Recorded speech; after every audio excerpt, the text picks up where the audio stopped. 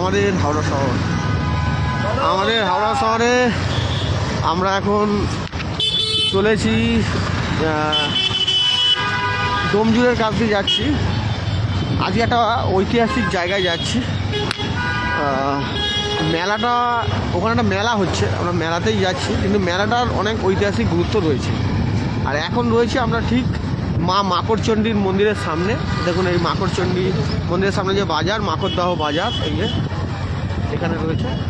আর আমরা জানি প্রত্যেকেই দহকথার অর্থ হলো বিরাট জলাশয়।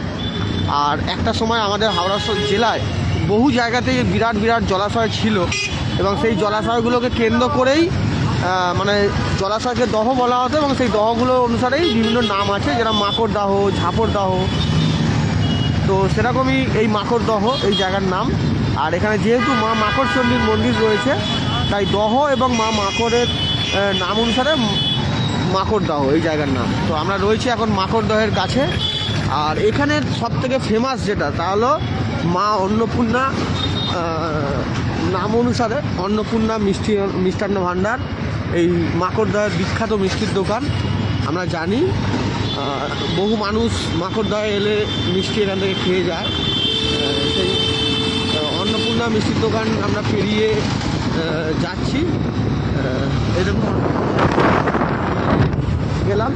এবার ডোমজুর হয়ে বরগাছিয়া থেকে আমরা বাদিক দিয়ে ওই পাটিয়ালের আগে বরগাছিয়া থেকে হয়ে বাদিক দিয়ে আমরা চলে যাব একেবারে আমতা কলাতলা মোড় থেকে যাব আমরা অ্যাকচুয়ালি উদয়নারায়ণপুরে আমরা প্রত্যেকেই জানি রানী ভবানীর গড় রয়েছে।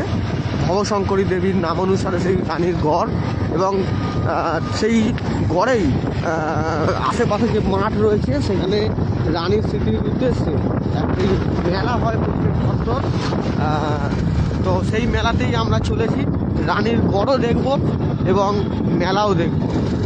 আপনাদেরকে সেই ঐতিহাসিক মুহূর্তের সাক্ষীও আমরা করাবো।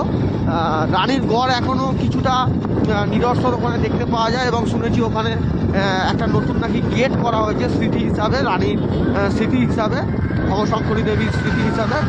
তো আমরা যাব ওখানে, যদি সেই সমস্ত দৃশ্য দেখবো এবং আপনাদের সামনে তুলে ধরবো। এখন আমরা চলেছি বাইকে করে, আমরা 4 জন যাচ্ছি। ভাই অক্ষয় গাড়ি চালাচ্ছি, আমি পিছনে বসে আছি। আর একটা বাইকে রাকেশ এবং নন্টে রয়েছে।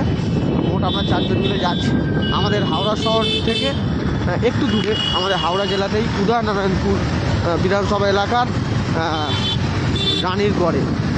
রানীর গড় এখন কেমন আছে, কি অবস্থায় আছে, সেটাও আপনাদেরকে দেখাবো। শুনেছি অল্প বিস্তর নাকি দেখতে পাওয়া যায় এখনও সেই ঐতিহাসিক জায়গা। আপনাদের সামনে তুলে ধরবো, দেখতে থাকুন পরের লাইভটা। আপাতত বিদায় নিচ্ছি আমাদের হাওড়া শহর।